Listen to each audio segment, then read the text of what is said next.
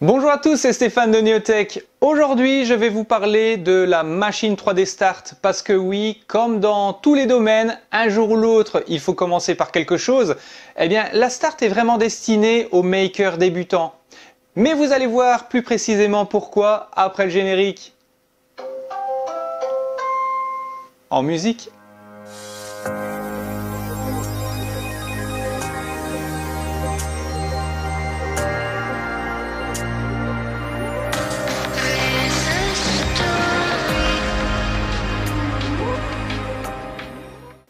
Effectivement, cette machine 3D Start est particulièrement destinée à un public de makers débutants. Pourquoi? Parce qu'elle a plein d'automatismes qui font plaisir. Alors lesquels par exemple? Tout simplement le fait qu'elle a un plateau avec détection de planéité. Donc il y a un capteur inductif qui fait 3 points de contrôle de façon à connaître le positionnement exact du plateau. In fine, pour savoir vraiment, pour faire un Z offset nickel, pour que vos prints collent ni trop ni trop peu. Autre point positif, cette machine a une surface d'impression de 153 cubiques. Donc c'est une bonne moyenne, il y a nettement plus petit, il y a nettement plus gros. Mais pour commencer dans l'impression 3D, 153 mm c'est très bien.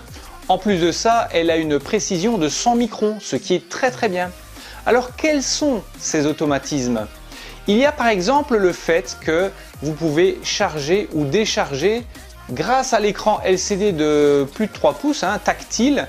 Grâce à cet écran LCD, vous pouvez choisir la commande charger ou décharger. Vous pouvez également choisir la commande préchauffage du PLA, etc. Il y a toute une sorte d'options qui sont disponibles pour vous faciliter l'impression. Cette imprimante machine 3D Start utilise également des bobines de 250 grammes qui peuvent être livrées avec, si vous cochez l'option 2 bobines de 250 grammes. À ce moment-là, les bobines se mettent à l'intérieur de la machine. Donc rien ne dépasse, tout est prévu pour ces bobines de 250 grammes. Mais vous me direz, mais moi je ne veux pas utiliser des bobines de 250 grammes, je veux mes bonnes vieilles bobines de 750 grammes. Comme ici, ce magnifique gris métallisé, je veux printer en gris métallisé. Pas de problème. Tu printes ce support, tu mets ce support derrière la machine, tu mets ta bobine, tu introduis le filament et le tour est joué. Ça veut dire que tu peux très bien utiliser des bobines de chez Machine 3D, cela va de soi, mais de tout autre fournisseur si tu as envie. Bien sûr, il faut toujours utiliser un filament de qualité, ça évite les mauvaises surprises. Alors il y a ces petits détails qui font plaisir. Alors dans ces détails qui font plaisir, c'est par exemple l'éclairage de la cabine. Parce que derrière sa bouille d'aquarium pour adolescents, je dis ça c'est parce qu'on me l'a dit dans un live. Donc derrière sa bouille d'aquarium pour adolescents se cache une machine très solide. Elle a un châssis en profilé métallique et elle pèse 10 kg. Franchement il faut du biscotto pour la mettre sur l'établi. Enfin, franchement c'est une machine assez lourde. En plus de ça, l'éclairage intérieur lui donne un look mais incroyable et en plus c'est pratique parce qu'il y a peu de machines de cette catégorie là qui ont un éclairage comme ça en dotation. Alors c'est pas un malheureux éclairage, Vous avez 2 rampes au niveau supérieur et vous avez juste un gros éclairage sur la tête. J'aurais juste préféré que l'éclairage se situe en dessous de la tête et non pas en frontal. Mais bon, l'éclairage est avec, ça permet d'avoir comme ça une vue beaucoup plus précise sur le print en cours de réalisation. Et en parlant de print, eh bien justement vous avez plusieurs possibilités. Vous avez la possibilité bien sûr de brancher votre machine grâce à la prise USB. Vous avez également la possibilité de connecter votre clé USB. Lorsque vous avez mis des fichiers sur cette clé, eh bien vous l'imprimez grâce à l'écran LCD tactile qui est en façade. Et vous avez également la possibilité, ça c'est dans un avenir très proche, la possibilité d'envoyer vos fichiers en Wi-Fi. Eh ouais, parce que ça c'est la classe, franchement, envoyer ces fichiers en Wi-Fi sur la machine, c'est pas fréquent. Je ne parle pas de ceux qui bidouillent avec Octoprint ou quoi, non. Je veux dire, en dotation d'origine, imprimé comme ça en Wi-Fi, c'est pas fréquent, je peux vous l'assurer. Donc, cette machine 3D Start le permet. Alors, petit secret entre nous, j'ai remarqué qu'en cours de print, quand la tête passe d'un point A à un point B, eh bien elle ne va pas passer bêtement au travers tout. Non, le plateau descend, la tête se déplace, le plateau remonte. Quel est l'avantage? Eh bien sûr d'éviter des traces disgracieuses sur la surface du print. Franchement, fallait y penser. Alors parlons chiffres maintenant. Effectivement, cette imprimante, comme je l'ai déjà dit, qui a un volume d'impression de 153 cubiques, a également un volume d'encombrement de 361 sur 300, c'est 368 pardon, sur 381. Heureusement qu'il y a les ordinateurs pour me soutenir. Donc c'est pas un gros volume d'encombrement, toujours est-il qu'il faut prendre en considération qu'elle pèse 10 kg. Donc il faut quand même c'est pas hyper lourd non plus, mais elle vaut son pesant d'or quoi. Donc cette machine qui accepte du filament de 1,75, que ce soit en bobine propriétaire ou non, prend pas beaucoup de place sur votre bureau. Donc c'est vraiment également un point positif. En plus de ça, sa consommation peut varier de 19 watts à 90 watts selon les températures utilisées, etc. Donc comme c'était une donnée fournie, je tenais vraiment à vous le dire. Je trouve ça important et malheureusement trop rare parmi les autres constructeurs. Ici, ils ont eu l'honnêteté de le dire. J'ai également fait quelques relevés sonores grâce à ce genre d'appareil, on appelle ça un sonomètre. Eh bien, mon sonomètre à 1 mètre a relevé un volume sonore de 60 à 62 décibels de moyenne, donc ce qui est à peu près l'équivalent de la voix humaine. Donc c'est un bruit, tout ce qu'il y a de plus normal, il y en a des plus silencieuses, il y en a des beaucoup plus bruyantes. Ici, c'est une machine qui se situe tout à fait dans la moyenne, donc il n'y a pas mort d'homme. En plus de ça, les prints sont plutôt réussis. Que vous cochiez l'option radeau ou pas, le radeau a l'avantage d'être décollé mais très facilement. Ça laisse cependant quelques traces sur la première couche. Si maintenant vous dites, moi je ne veux pas de radeau, c'est aussi possible. Il suffit de décocher l'option radeau grâce au programme 3D Star. Vous avez également la possibilité de faire des finesses d'impression, comme dans tout slicer digne de ce nom, qui vont de 0,1 à 0,15, 0,20, etc. Donc ce programme propriétaire 3D Star a des options tout à fait sympathiques, mais surtout faciles à utiliser. Ce qui est aussi positif, c'est que ce programme est complètement et proprement traduit en français, tout comme l'interface de la machine. Parce que cette interface machine est totalement française. Donc ça, c'est un point également à souligner. Vous ne vous retrouvez pas avec une interface anglophone ou autre, où vous devez un petit peu bidouiller avec les menus pour trouver la solution. Non, tout est en français, il n'y a pas de malaise, c'est vraiment cool.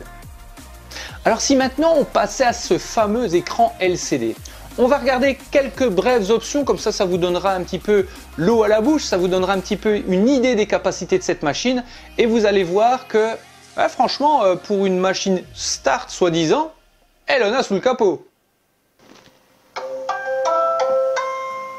Voilà, comme cette musique nous l'invite, eh bien, il suffit de rentrer dans le Home grâce à l'écran tactile couleur et on a 3 icônes principaux.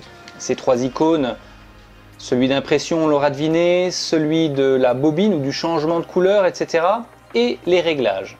On va premièrement commencer par l'icône impression. Alors, quels sont ces 3 symboles? Simplement de réimprimer le dernier STL, enfin pas précisément le dernier STL, mais le dernier objet imprimé. Je ne vais pas appuyer dessus, sinon il y a une impression qui va se mettre en cours. Le deuxième logo, là vous avez la possibilité de choisir dans la clé USB les différents fichiers GSD et non pas STL, c'est pour ça que je me suis repris tout à l'heure. Par exemple, je choisis ceci. Voilà, il va préparer le fichier dans la mémoire de l'appareil et me propose de lancer avec ce gros logo Play, comme n'importe quel smartphone ou lecteur MP3, de lancer l'impression et de me donner un temps. Je vais presque dire ce n'est pas un temps estimé, mais un temps relativement précis, parce que contrairement à certains slicers comme Cura, il faut en général rajouter 25 à 30%. Ce n'est pas le cas ici, c'est vachement précis, donc c'était un point positif. Donc je vais sortir de l'impression, voilà. Toujours au niveau de l'impression, vous avez également certains prints en mémoire de l'appareil. Par exemple ici, grâce à l'écran couleur, vous voyez par exemple le support bobine 750 grammes qui se met à l'arrière de la machine. Vous le choisissez, pareil, il suffit de lancer et c'est parti. Donc là c'est un autre état de mémoire qu'il y a dans la machine. Donc je quitte. Maintenant on va aller dans la maintenance ou les réglages. Vous avez divers icônes, on ne va pas tous les mentionner, mais en tout cas les principaux, ça vous permet comme ça d'avoir une certaine idée de ce que propose cette machine. Par exemple, le contrôle des moteurs. Voilà, je me suis tue pour entendre expressément le déplacement des moteurs. Et par exemple, si j'utilise ici le home de l'axe X, qu'est-ce qu'on va entendre? La tête qui se déplace, le home du axe Y, le déplacement du plateau, et le home du axe Z, le déplacement haut et bas du plateau. Je vais ressortir de ce menu. Autre menu très intéressant, décalage en Z, comprenez par là le Z offset. Et grâce à ce gros icône, mais vraiment très facile, donc là il y a un moins 0,8, par exemple je vais mettre à moins 0,4 ou 1,8, bon je vais le remettre à 0,6 là où il était, donc je valide et voilà, c'est réglé. Vous pouvez régler votre Z offset, mais de façon, on va presque dire intuitive grâce à cet écran tactile. Il y a un autre écran qui se trouve ici. Vous avez remarqué qu'au démarrage il y a des sons, ou alors quand il y a un print qui démarre ou qui s'arrête, vous pouvez très bien décocher le son et là écoutez bien. Voilà, vous pouvez faire un reset des paramètres et également le préchauffage. Donc ça c'était aussi à souligner, où il y a toutes sortes d'automatismes qui sont disponibles comme le préchauffage. Demande de code, il est marqué touche pas à ça, petit concombre. Alors cette partie-là, c'était pour avoir un petit point de vue plus éclairé sur les possibilités de cet écran tactile, mais vous voyez, c'est très complet, c'est très accessible, tout est en français, franchement, c'est pas mal. Alors concernant les prints, on en a un petit peu parlé, effectivement les prints sont très propres, hormis un léger effet ghost sur certaines pièces, mais évidemment si on veut des machines qui n'ont pas cet effet ghost, il faut taper dans des machines beaucoup plus luxueuses, qui dit luxueuse dit beaucoup plus cher. Ici, il s'agit évidemment d'une imprimante qui est destinée à un public de makers débutants. Donc, grâce à tous ces automatismes qui sont à souligner, grâce à tous ces automatismes, au moins on fait des prints 3D sans se prendre la tête. C'était à souligner. Concernant les points positifs, je dirais qu'elle est justement facile à utiliser. Elle a cet écran tactile couleur. Il y a également cet éclairage dans la cabine d'impression. Il y a cet aspect compact et fermé de la machine qui est vraiment un point super positif. Dans les points négatifs, je dirais, il y a l'éclairage qui se trouve sur la tête. L'éclairage aurait été plus approprié sous la tête, mais franchement, il a le mérite d'être là, il a le mérite d'être présent. Dans beaucoup d'autres machines, ce n'est pas le cas. Et alors, comme on l'a dit, c'est un léger effet ghost sur certaines pièces seulement.